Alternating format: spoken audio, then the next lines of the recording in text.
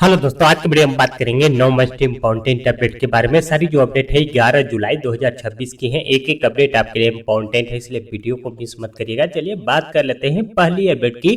तो यूआईडी आधार के तहत जो है यहाँ पे डायरेक्टर पोस्ट की रिक्वायरमेंट बेंगलुरु के लिए निकाली गई है, जिसके लिए आप आवेदन 31 जुलाई 2026 तक कर सकते हैं। इसकी डिटेल नोटिफिकेशन और अप्लाई की लिंक आपको डिस्क्रिप्शन में मिल जाएंगी। आप अपनी एलिजिबिलिटी के अनुसार आवेदन कर सकते हैं।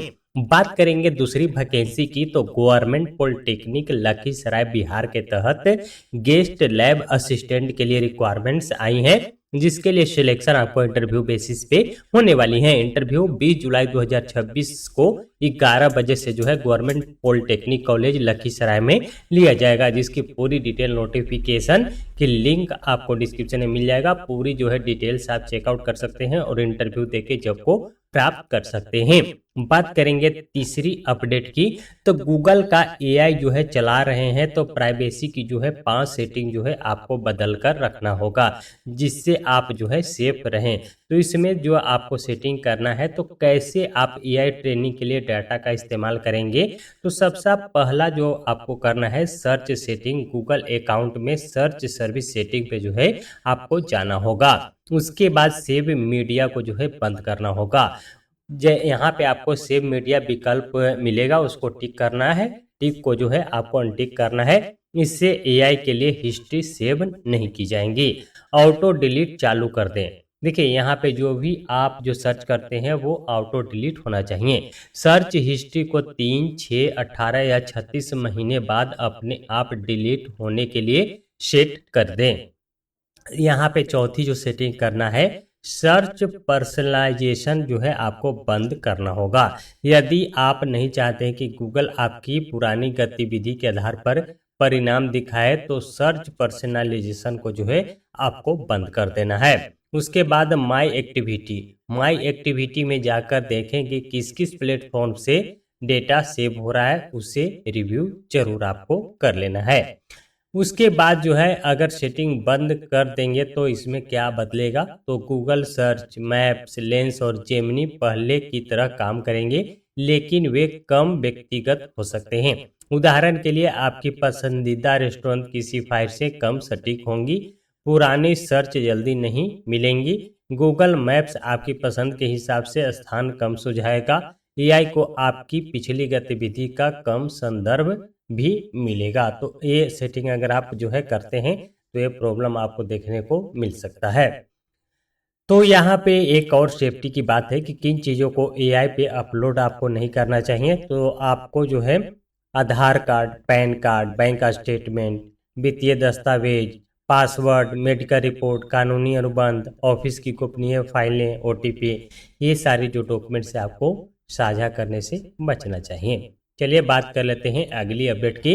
तो अगली अपडेट यहाँ पे बताया गया है कि बच्चों की ऑनलाइन सेफ्टी में जो है यहाँ पे जो सोशल मीडिया है वो जो है यहाँ पे फेल हो रहे हैं। जैसे यूट्यूब की, इंस्टाग्राम में प्राइवेसी फीचर टेस्ट में फेल हो गया है, क्योंकि जैसे जैसे आप टाइमर लगाते हैं यूट्यूब में, तो यहाँ पे मान के चलिए आप 60 मिनट जो है वीडियो देखना चाहते हो, तो 60 मिनट के बाद जो है स्क्रीन पर टाइम लिमिट और टेक ब्रेकअप रिमाइंडर देता है। रिसर्च में पाया गया है कि समय पूरा होते ही यूट्यूब खुद ही इग्नोर लिमिट फॉर टुडे या चेंज लिमिट जैसे विकल्प दिखा देता है। उसके बाद जैसे आप उस पर क्लिक करते हैं, फिर आप जो है यूट्यूब को देख सकते हैं। तो इसमें एक कमी है, यहाँ पे जो ये फीचर है उसको हटा देना चाहिए। जब यहाँ पे टाइमर लग गया तो पूरा दिन जो है वीडियो नहीं आना चाहिए, मगर यहाँ पे जो है इस तरह का ऑप्शन जो है यूट्यूब में देखने को मिलता है।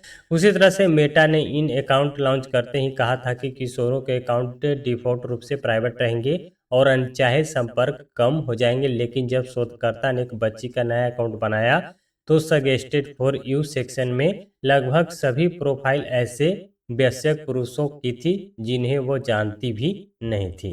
तो इस तरह से जो है इंस्टाग्राम और यूट्यूब में जो है यहाँ पे खामियां पाई गई हैं, जिसके बारे में जो है डिटेल जानकारी दी गई है। यहाँ पे बताया गया है कि सुरक्षा फीचर मौजूद है, लेकिन उन्हें खोज पाना मुश्किल है। इन प्लेटफॉर्म को सुरक्षा फीचर इतने जटिल मेनू में छिपे हुए हैं कि सामान्य अभिभावकों को इनके बारे में जानकारी ही नहीं होती है। कुछ फीचर डिफॉल्ट रूप से चालू नहीं थे। मेटा ने कहा है कि इन फीचर की वजह से स्क्रीन टाइम घटा है। मेटा ने कहा है कि टीन अकाउंट लागू होने के बाद किशोर कम संवेदनशील कंटेंट देख रहे हैं, रात में इंस्टाग्राम पर कम समय बिता रहे हैं और अनचाहे संपर्क भी घटे हैं। विशेषज्ञ क्या बोलते हैं, यहाँ पे समस्या कमजोर सुरक्षा टूल हुआ है। मेटा के पूर्व मनोवैज्ञानिक एनके बफोन का कहना है कि कई बार ये टूल या तो अधूरे होते हैं या इतने जटिल कि उनका पूरा फायदा मिल ही नहीं पाता है। इन्हें और सख्त बनाने की जरूरत है। उसी तरह से पूरा ऑफिस असिस्टेंट बनने की तैयारी में जो है चैट जीपीटी काम कर रहा है। तो चैट जीपीटी में काफी एडवांस फीचर आने वाले हैं। उसी तरह से नथिंग की नई फोन सीरीज अब मिड रेंज बाजार में नजर आएगा, जिसकी प्राइस जो है 34,996 से स्टार्ट की जाएंगी, जिसमें 6000 mAh का बैटरी, स्नैपड्रैगन 6 जेन 4 चिप्स और ग्लिप्स बार नए फीचर देखने को मिलेगा। उसी तरह से गूगल फोटोज में आया है एआई वीडियो बनाने का नया फीचर जो है जोड़ दिया गया है। अब गूगल फोटोज में जो है की मदद से आप वीडियो बना सकते हैं। यहाँ पे बताया गया है कि गूगल फोटोज ऐप में जेमिनी ओमनी आधारित वीडियो रिमिक्स फीचर शुरू कर दिया गया है। इससे 10 सेकंड तक की वीडियो को सिनेमैटिक, वाटर कलर और ऑयल पेंटिंग जैसे एआई इफेक्ट के साथ कुछ ही मिनटों में नया रूप जो है आप दे सकते हैं। बात करेंगे अगले अपडेट की, तो यहाँ पे जो है कैमरा लाइट में छेड़छाड़ होते ही बंद हो जाएंगे मेटा ग्लास। मेटा ग्लास में एक नया फीचर दिया गया है कि कैमरा से छेड़छाड़ होते ही जो है मेटा ग्लास जो है ऑटोमेटिकली बंद हो जाएगा। यहाँ पे मेटा ने अपने स्मार्ट ग्लास में नया प्राइवेसी फीचर जोड़ने की घोषणा की है। यह यदि कोई यूजर्स कैमरे के साथ लगी प्राइवेसी एलईडी लाइट को टेप से ढकने, छेड़छाड़ करने या हटाने की कोशिश करेगा तो कैमरा अपने आप बंद हो जाएगा। कंपनी ने यह कदम स्मार्ट ग्लास के गलत इस्तेमाल और बढ़ती प्राइवेसी चिंताओं के बीच उठाया है। इसमें क्या अपडेट है, तो यहाँ पे बताया गया है कि मेटा के रेयर पेन स्मार्ट ग्लास में कैमरे के साथ एक छोटी एलईडी लाइट लगी होती है। जब भी कैमरा फोटो या वीडियो रिकॉर्ड करता है तो यह लाइट जलती है ताकि आसपास मौजूद लोगों को पता चल सके कि रिकॉर्डिंग हो रही है। लेकिन कई यूजर्स इस लाइट को टेप से ढकने या ड्रिल करके हटाने जैसे तरीके अपना रहे थे, जिससे सामने वाले व्यक्ति को रिकॉर्डिंग का पता ही नहीं चलता था। अब नया सॉफ्टवेयर अपडेट ऐसे किसी भी बदलाव का पता लगाएगा। उसी तरह से मेटा ने यह कदम क्यों उठाया, अब यदि सिस्टम को लगेगा कि खुद एलईडी लाइट से छेड़छाड़ हुई है तो कैमरों को जो है पूरी तरह से काम करना बंद कर देगा, यानी लाइट बंद करके चुपचाप रिकॉर्डिंग करना संभव नहीं होगा। पिछले कुछ महीनों में मेटा के स्मार्ट ग्लास को लेकर कई विवाद सामने आए हैं। सोशल मीडिया पर ऐसे वीडियो वायरल हुए जिनमें लोग बिना जानकारी दिए सार्वजनिक जगहों पर रिकॉर्डिंग करते दिखे हैं। कुछ मामलों में महिलाओं के साथ छेड़छाड़ और वीडियो बनाने का आरोप भी लगा है। अब नई तकनीक पे भी काम चल रहा है। मेटा जो है भविष्य में स्मार्ट ग्लास में फेशियल स्क्रीनिंग जैसी तकनीक जोड़ने पर भी काम कर रहा है। मेटा ने अपने दूसरे जनरेशन के स्मार्ट ग्लास में यह व्यवस्था दी थी कि यदि कोई एलईडी लाइट को टेप से ढक देता है तो स्क्रीन पर चेतावनी आ जाती है कि रिकॉर्डिंग लाइट को खुला रखें। तो इस तरह से एक बड़ी अपडेट जो है आपको स्मार्ट ग्लास में देखने को मिलेगा। बात करेंगे अगली अपडेट की, तो यहाँ पे संगीत नाटक अकादमी के तहत जो है यहाँ पे रिक्वायरमेंट जो है उप सचिव प्रशासन, उप सचिव वित्त और लेखा, ऑडिट अधिकारी के लिए रिक्वायरमेंट्स आई हैं, जिसके लिए पेमेंट आपको लेवल 11 और 7 के अनुसार दी जाएंगी, जिसके लिए जो है आप ऑनलाइन आवेदन कर सकते हैं। आवेदन करने की लास्ट डेट 31 अगस्त 2026 रखी गई है। आप ऑनलाइन आवेदन कर सकते हैं, लिंक आपको डिस्क्रिप्शन में ही मिल जाएंगे। बात करेंगे अगली अपडेट की, तो यहाँ पे पीएफ निकासी और पेंशन योजना के तहत जो है 8 बड़े बदलाव किए गए हैं। यहाँ पे पीएफ से संबंधित देख लीजिए, ईपीएफ अंशदान के नियम जो है यथावत रहेंगे। कर्मचारी का अंशदान मूल वेतन का 12% ही रहेगा। नियोक्ता भी कर्मचारी के बराबर अंशदान जारी रखेगा। 15,000 तक के मासिक मूल वेतन पर ईपीएफ अंशदान अनिवार्य रहेगा। ईपीएफ में 1800 रुपये से अधिक का योगदान पहले की तरह स्वैच्छिक रहेगा। दूसरी जो अपडेट है, वेतन सीमा में संशोधन करना आसान कर दिया गया है। पहले जो है योजना में 15,000 की वेतन सीमा का स्पष्ट उल्लेख था, अब इसकी जगह केंद्र सरकार द्वारा अधिसूचित वेतन सीमा शब्दावली का उपयोग किया गया है। इसमें क्या फायदा होगा? भविष्य में वेतन सीमा बढ़ाने के लिए ईपीएफ योजना में संशोधन करने की आवश्यकता अब आपको नहीं करना पड़ेगा। तीसरी जो अपडेट है, पीएफ निकासी के नियम जो है आसान कर दिया गया है। पहले दर्जनों अलग अलग शर्तें थी, अब निकासी 3 श्रेणियों में बांटी गई हैं। आवश्यक जरूरी जरूरतें जो हैं बीमारी में, बच्चों की उच्च शिक्षा और शादी के लिए जो है आवश्यक जरूरतें में कैटेगरी में रखा गया है। दूसरी जो कैटेगरी रखा गया है आवास, जिसमें प्लॉट, घर खरीदना, निर्माण, होम लोन चुकाना या घर की मरम्मत के लिए जो है आप पीएफ की निकासी कर सकते हैं।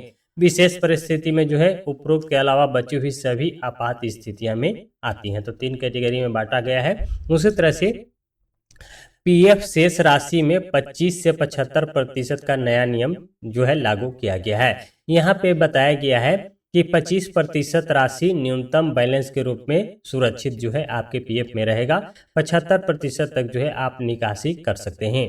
उसके बाद जो है 5वां नियम, सभी निकासी के लिए एक समान सेवा नियम है।